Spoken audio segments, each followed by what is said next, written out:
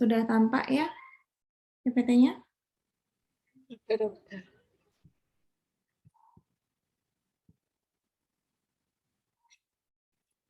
Baik, hari ini kita akan kuliah mengenai radiografi panoramik.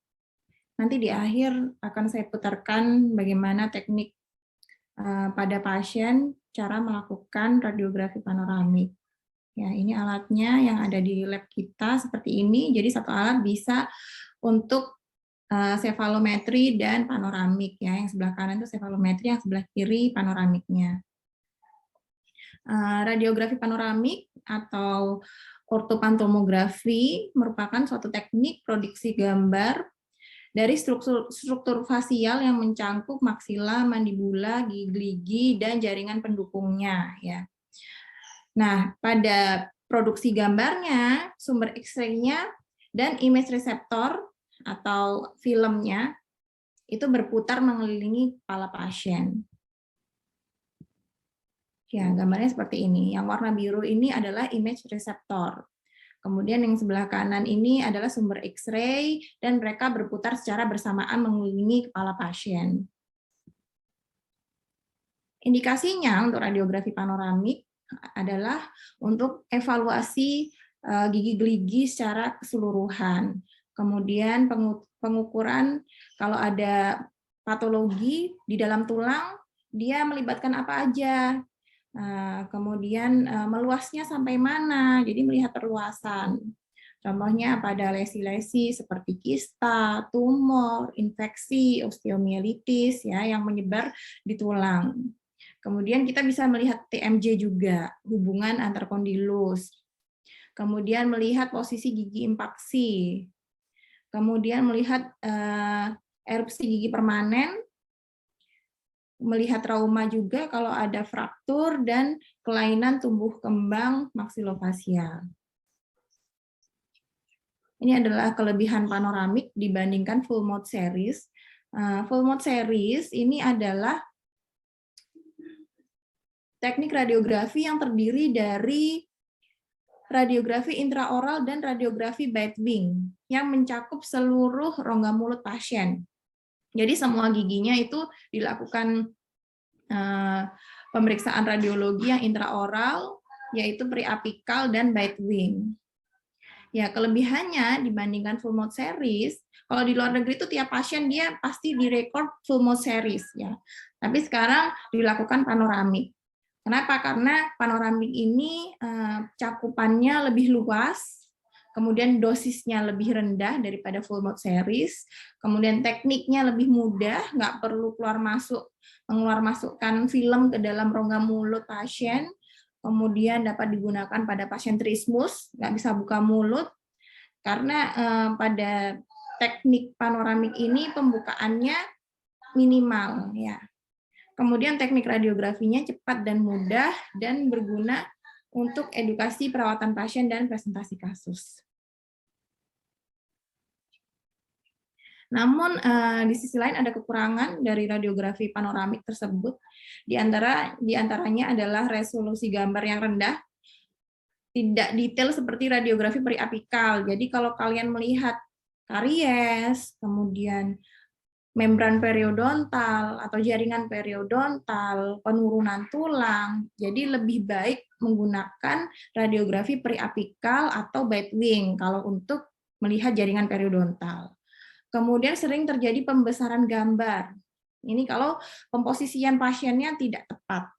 Kemudian terjadi gambar yang superimpose, double, ghost image yang memerlukan kehati-hatian. Nanti kita bahas ghost image, superimpose itu ya, dan kesalahan-kesalahan lain pada radiografi panoramik. Kemudian membutuhkan posisi pasien yang akurat ketika exposure untuk menghindari error dan artefak. Dan kemudian sulit menggambarkan kedua rahang pada pasien yang memiliki kelainan maksilomandibula ya, karena pasti ada tidak kesesuaian dengan rahang yang normal, antara mendekati atau menjauhi vokal through itu berbeda sehingga gambarannya juga berbeda. Nah, alatnya yang digunakan ini ketika yang partnya yang ada pada pesawat radiografi panoramik ini ada X-ray tube head. Nah, bentuknya fan shape X-ray. Jadi maksudnya adalah X-ray-nya yang keluar, sinarnya itu bentuknya fan. Fan itu kayak lembaran kertas gitu ya. Kalau cone itu pada CBCT ya, cone beam computed tomography, itu bentuknya konus atau kerucut. Kalau panoramik ini bentuknya fan. Nah, sudutnya 8 derajat. Kemudian ada kontrol panel, kemudian ada patient positioning apparatus, yaitu imobilisasi dagu, kepala, dan light beam marker. Kemudian ada image receptor. Ini adalah kontrol panel untuk menaikkan, menurunkan, dan memilih untuk anak-anak atau dewasa, dosisnya, KVP, miliampere itu diatur dan dikontrol di sini kontrol panel. Kemudian teknik dan posisi pasien. Persiapan pasien, jadi pasiennya diinstruksikan untuk melepas anting, perhiasan, jepit rambut, kacamata, denture, alat orto. Yang paling sangat mengganggu biasanya dan sering terjadi itu adalah pasien tidak bisa melepas anting. Jadi nanti pantulan dari cahayanya anting ini bisa merusak gambar. Jadi nggak cuma di area telinganya pasien aja, tapi di area maksila juga kena. Kemudian kita jelaskan prosedurnya, kalau alatnya ini bergerak ya Pak, Bu, gitu. Jadi dia nggak kaget ketika dia bergerak, dia udah tahu kalau itu akan bergerak. Kemudian persiapan alat, kasetnya, atau image receptor tadi dimasukkan ke sensornya, karena sensor ini dirubah-rubah ya, dipindah-pindah antara panoramik atau cephalometry. Jadi ini kita pindahin ke panoramik, kemudian operator memakai handspoon, mengatur kolimasi KVP miliampere ini pada kontrol panel. Kemudian positioning pasien suruh maju, masuk ke dalam positioning aparatus, berdiri ke dalam unit panoramik, kemudian tulang punggungnya harus lurus ya. Ini bisa dinaik turunkan, jangan sampai pasien itu masuk akhirnya bungkuk. Karena itu akan mempengaruhi gambar.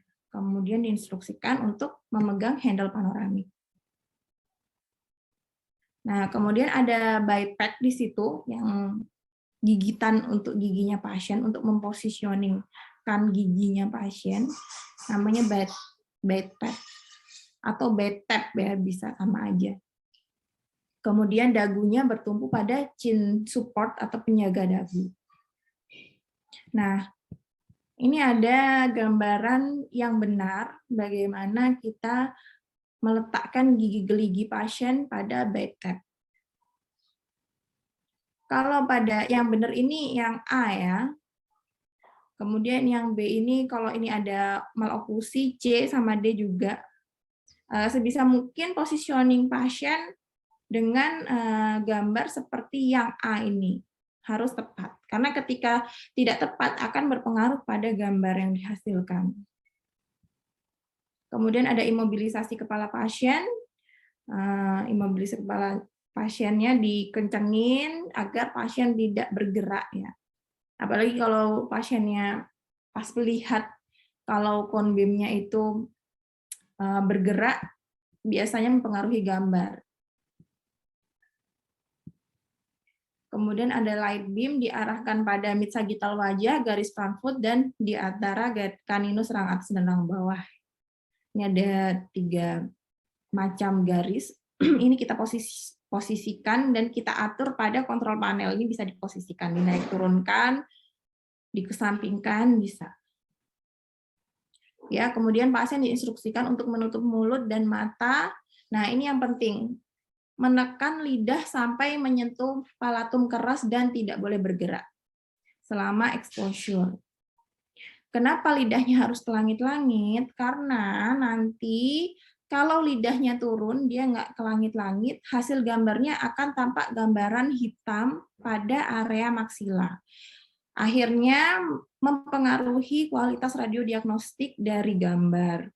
Jadi gigi geligi rahang atas pada daerah periapikalnya itu tidak tampak karena ketutupan gambaran hitam itu tadi. Kemudian panoramik tidak cocok untuk pasien di bawah 5 tahun karena ada yang berputar ya. Kalau berputar nanti anaknya itu terdistraksi, jadi pasti ngelihat dan bergerak ke arah perputaran dari BIM-nya. Dan pasien diharuskan untuk memakai apron.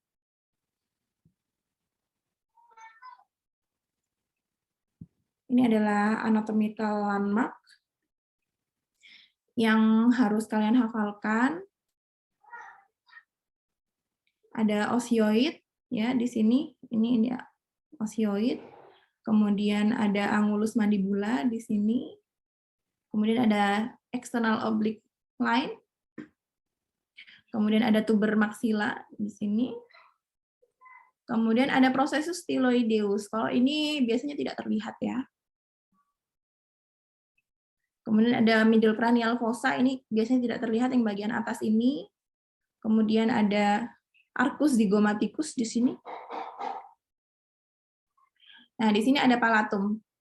Nomor 8 yang biasanya ketutupan gambaran radiolucent atau gambaran hitam kalau pasiennya tidak meletakkan lidahnya ke langit-langit. Ada orbita nomor 9. Nomor 11 ini ada sinus maxillaris. Ya, nomor 10 ini septa.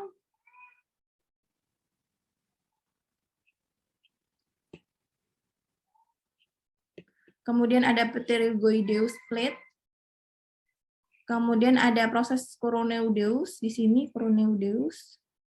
Terus ada eminentia articularis. Nah, eminentia articularis itu di sini ya, di sini. Bukan di sini. Kalau di sini ini fossa glenoid. Ini fossa glenoidnya, ini eminensianya. Yang normal, condylus nomor 15 ini terletak pada fossa glenoid. Ini yang normal. Kalau dia ada TMD atau temporomandibular disorder, maka condylusnya terletak pada eminentia articularis, biasanya kayak gitu ya.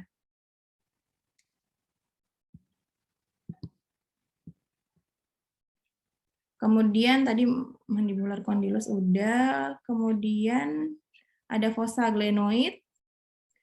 Ini ada os vertebrae. Kemudian ada earlobe. Biasanya tampak di sini ada telinganya pasien. Kemudian ada kanalis mandibula. Kemudian ada foramen mentalis. Nah, ini yang biasanya sering disalahartikan seperti suatu lesi karena gambarannya radiolucent bulat. Kayak lesi granuloma atau abses atau kista yang kecil ya. Kemudian nomor 21 ada selatosika. Ini kadang tidak tampak.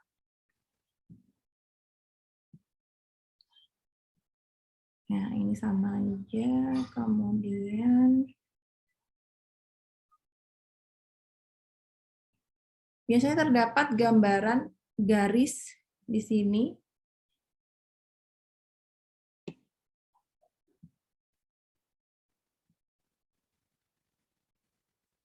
Ini adalah palatum mole.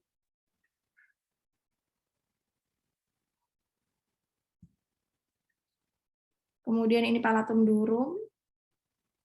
Ini kanalis mandibula. Kemudian kalau ada garis di sini, ada garis di sini. Ya, di sini ini adalah laring dan faring ya. Kalau ada garis hitam radiolucent di sini, nih juga.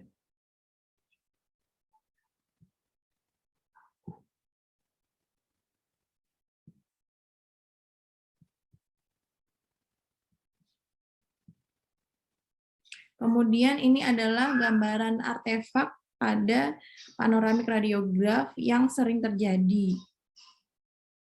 Kalau nomor 1, 2, sama 4 yang tadi saya bilang laring dan faring ini, dia sebenarnya sesuatu yang normal ya. Karena biasanya terjadi, cuman tiap orang berbeda-beda. Kadang ada yang tampak hitam sekali, kadang ada yang tidak tampak. Kalau dia tampak hitam sekali, biasanya takutnya mengganggu gambar pada mandibula. Jadi pada ramusnya nanti ketutupan sama gambar radiolucent itu dari laring dan faring. Kemudian kadang juga nomor 10 ini sering ghost image dari cervical vertebrae karena pasiennya itu terlalu membungkuk waktu dilakukan exposure. Kemudian juga ada gambaran LED apron nomor 9. Itu ketika pasiennya mungkin apronnya kebesaran, akhirnya ketekuk apronnya. Akhirnya kena menghalangi dari mukanya waktu exposure.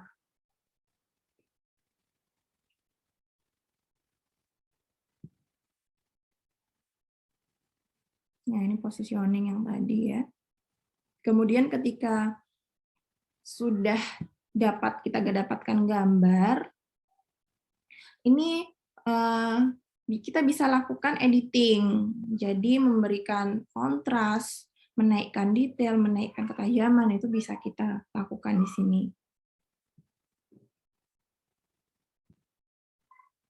Tapi kekurangannya kalau kita nambahin kontras atau detail dan ketajamannya, maka biasanya kalau ada lesinya yang nggak punya batas, akhirnya jadi punya batas. Kurangannya itu, jadi kita harus hati-hati dalam melakukan editing ya. Jangan sampai dia awalnya itu adalah abses karena batasnya tidak jelas, karena kita berikan detailnya yang kita naikkan, akhirnya dia punya batas, akhirnya jadi kista. Oke, kita masuk ke evaluasi mutu. Ini adalah kualitas yang baik ya. Kualitas yang baik itu objeknya tercakup, gigi rahang atas dan rahang bawah, maksila mandibula tampak, kontras detail dan ketajaman baik, TMJ sampai dengan tepi mandibula terlihat jelas, simetris, sudut mandibula kiri kanan sama jelas, septum nasal dan palatum durum jelas, gigi anterior dan posterior proporsional dan sama jelas. Kalau dia tidak proporsional ya kalian bilang tidak proporsional ya, dan tidak jelas. Kemudian tidak ada ghost image dari cervical vertebrae atau denture atau anting dan perhiasan lain. Kemudian rahang atas dan rahang bawahnya tidak oklusi karena pasien tadi menggigit bite pad ya. Kemudian palatum keras tampak di atas apikal gigi rahang atas. Jadi nggak ada air gaps atau gambaran radiolucent pada palatum. Dan rahang bawah tidak datar dan tidak terlalu lengkung. Tidak datar ini jadi garisnya itu bagus ya, nggak seperti ini. Ini adalah yang normal, jadi tidak terlalu smile line. Kalau terlalu smile line ini garis B-nya itu terlalu melengkung ke bawah. Atau kalau terlalu datar, berarti dia datar garisnya. Itu ada terjadi kesalahan pada positioning pasien. Nah, yang benar itu seperti ini. Kemudian gigi anterior terletak pada midline ya. Jadi midline-nya di tengah-tengah, kemudian kondilus mandibula sejajar kanan dan kiri. Berarti pasiennya waktu exposure nggak miring ke kanan atau miring ke kiri. Ya, ini adalah kesalahan-kesalahan yang terjadi. Yang pertama ketika pasiennya menggigit terlalu ke depan dari backpack, dari geratan gigi insisif ya, tempat meletakkan gigi insisif itu kan ada di situ. Tapi pasiennya terlalu maju ke depan. Yang terjadi hasil gambarnya adalah gigi anteriornya ngeblur dan mengecil. Kemudian os vertebrae-nya superimpus dengan kondilus. Nah, di sini kita bisa lihat ya os vertebrae-nya numpuk sama kondilus mandibulanya. Kemudian gambarnya tuh lebih memadat gitu ke tengah. Kita bandingkan dengan gambar ini. Kalau dia terlalu mundur ke belakang, yang terjadi gambaran maksila dan mandibulanya dia melebar ke samping. Kemudian gigi anteriornya nggak jelas, ngeblur, dan membesar. Kemudian ada ghost image di tengah-tengahnya, tampak radio opak putih di tengah-tengah, itu di midline ya, itu dari cervical vertebrae. Kemudian ketika pasiennya chin down atau terlalu menunduk. Ya, yang terjadi kalau pasiennya terlalu menunduk ini, dia terlalu smile line garisnya, garis oklusalnya. Ini kita bisa lihat kalau terlalu smile line kayak gini ya. Jadi terlalu V gambarnya. Kemudian gigi anterior rahang bawah distorsi dan ngeblur. Kita bisa ngelihat dia distorsi ya, membesar ke samping dan tidak jelas. Nah, ini kebalikannya, kalau pasiennya chin up, yang terlalu menengadah, Yang terjadi dataran oklusalnya terlalu flat, datar. Kalau datar seperti ini, bisa bedakan ya. Kemudian gigi anteriornya ngeblur. Kemudian ada gambaran atau bayangan dari palatumnya lebih prominent, lebih jelas. Oke, kemudian ini pasiennya miring, tengleng ke kanan atau ke kiri. Yang terjadi rasio pembesaran antara kanan dan kiri berbeda. Ya. Kemudian kalau ini juga miring, bukan miring, ini noleh ya. Kalau ini pasiennya ya, noleh ke kanan atau ke kiri. Jadi ada ketidakseimbangan antara sebelah kanan dan sebelah kiri pada mandibula. Oke, kemudian ini kalau pasien tidak diinstruksikan untuk meletakkan lidahnya di palatum. Ya, yang terjadi adalah terjadi gambaran hitam pada daerah palatum. Kemudian ini adalah kalau pasiennya slumping atau dia terlalu membungkuk, tidak diposisikan panoramiknya tadi naik turunnya nggak diposisikan sesuai ketinggian pasien. Jadi seperti ini akan ada gambaran cervical vertebrae ghost image-nya di tengah-tengah di midline. Jadi ada gambaran putih di tengah-tengah sini. Kemudian ini apabila pasiennya bergerak, kalau dia bergerak ngikutin beam-nya yang gerak waktu exposure, jadinya kayak gini. Jadi gambarannya double ya. Kemudian ini adalah lead apron artifact. Jadi apronnya ketekuk, akhirnya ada gambaran radio opak yang menghalangi mandibula. Nah, kemudian gambarnya yang terlalu putih, terlalu jelas, terlalu terang. Ini karena KVP sama miliampernya itu terlalu tinggi ya. Jadi kita harus menurunkan KVP dan miliampere. Kemudian gambarnya terlalu gelap. Ini karena overexpose. Ini adalah karena ketinggian KVP dan miliampernya. Ini contohnya dari ghost image dari anting. Kalau pasiennya nggak melepas anting, maka dia nggak hanya di area telinga aja gambarnya. Artefaknya, dia juga kena ke area maksila juga. Kemudian ini adalah plat-plat logam.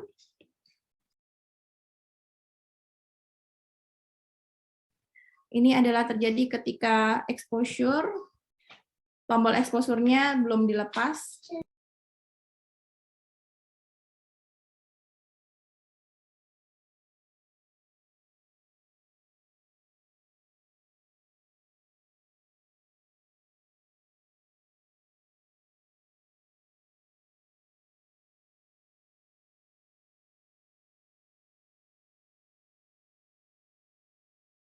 Kemudian ini adalah pasien yang bergerak. Juga pasien yang bergerak. Oke, ada pertanyaan sampai di sini?